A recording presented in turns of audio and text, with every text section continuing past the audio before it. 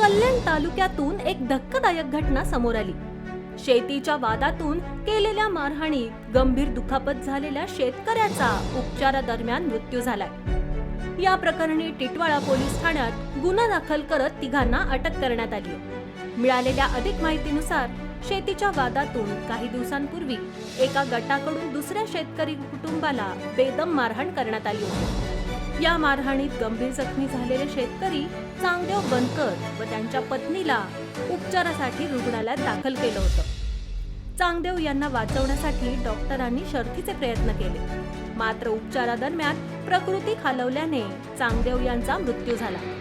या प्रकरणी टिटवाळा पोलीस ठाण्यात गुन्हा दाखल करण्यात आला असून 3 जणांना अटक करण्यात आली आहे। चांगदेव यांना मारहाण करणाऱ्या अन्य साथीदारांना देखील अटक करावी अशी मागणी चांगदेव बनकर यांच्या कुटुंबियांनी केली आहे।